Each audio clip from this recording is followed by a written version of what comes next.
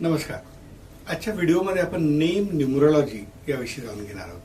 सध्याच्या काळातला hot trending topic आहे.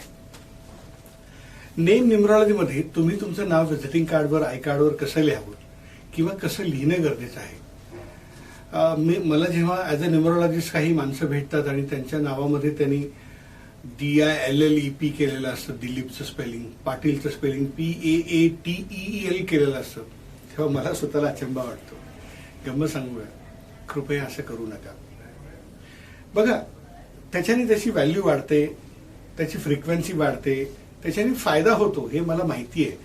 पण यापेक्षा वेगळ्या पद्धतीने करता येऊ शकतं नाव.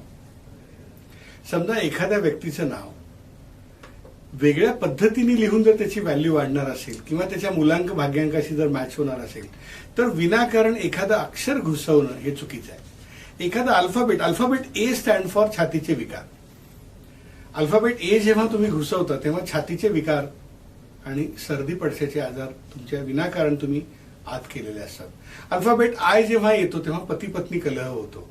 अल्फाबेट ई येतं तेव्हा पोटाचे विकार होतात. तेव्हा जे ऑर्गॅनिक अक्षर आहेत तसेच राहू द्या, फक्त नाव लिहिण्याच्या पद्धतीत बदल करा. समजा माझं नाव मनोज कुमार रामराव देशपांडे आहे. मी उदाहरणासाठी माझं नाव घेतोय, कृपया मी प्रमोट करत नाहीये, समजण्यासाठी तुम्हाला. त्याची व्हॅल्यू 7 येते. मी साहजिकच गूढशास्त्राचा अभ्यासक आहे, त्यामुळे मला लाभदायक आहे. पण हे नाव थोडं मोठं वाटतं.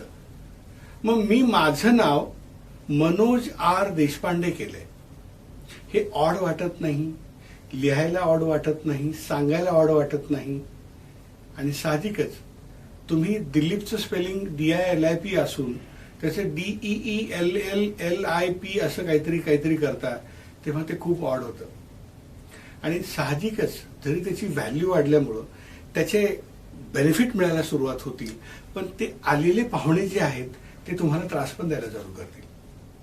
जसं मी एका व्हिडिओमध्ये सांगितलं होतं की तुमच्या जीवनामध्ये जेव्हा एखादी व्यक्ती मित्र म्हणून येते, पत्नी म्हणून येते, पती म्हणून येते, एखादा बॉस म्हणून येते, तेव्हा त्याच्या ओरात तुमच्यावर पडायला सुरुवात करतात. मग तुमच्या नावामध्ये एखादा अल्फाबेट वाढवल्यावर काय होत असेल तर तेच होतं. तर प्लीज असं करू नका.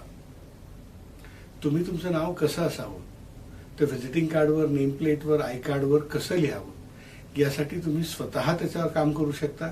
नाही तर माझ्यासारख्या एखाद्या एक्सपर्टला विचारा आणि तुम्ही तुमची नेम न्यूमरोलॉजी करून घ्या. आणि ती ऑथेंटिक असू द्या, त्यामध्ये कुठलीही इनऑर्गॅनिक गडबडी नको, ऑर्गॅनिक असू द्या. म्हणजे बघा, माझं नाव MR देशपांडे असं तरी चाललं असतं, माझं नाव मनोज आर देशपांडे तरी चाललं असतं. पण विनाकारण त्याच्यामध्ये अजून काहीतरी ऍड करायचं आणि मग ते नाव काहीतरी लिहायचं, ते लिहायला अवघड होतं, म्हणायला अवघड होतं.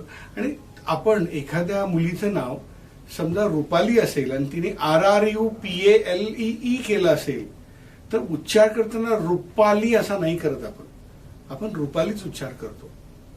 दिलीपचा उच्चार आपण दिलीपच करतो. अशोकचा उच्चार आपण अशोकच करतो. तेव्हा प्लीज मध्ये अल्फाबेट घुसवू नका. त्यासाठी मला संपर्क करा. मी तुमचं नाव चांगल्या पद्धतीने बनवून देईन आणि साहजिकच तुम्हाला जन्मभरासाठी तुमच्या खाजगी आणि व्यावसायिक आयुष्यामध्ये तुम्हाला पुढे जाण्यासाठी ते नाव तुम्हाला लाभदायक ठरू शकतं. तर उगीच काहीतरी स्वतःहून करू नका, एक्सपर्टला विचारा. कारण आपलं जीवन make life simple and beautiful करायचं आहे आणि साहजिकच आपल्याला जीवनात उन्नत व्हायचं आहे, पुढे जायचं आहे आणि स्वप्न पण पूर्ण करायची आहेत. तर या सगळ्यांसाठी न्यूमरोलॉजी तुमच्या सोबत आहे आणि मी सुद्धा तुमच्या सोबत आहे. धन्यवाद.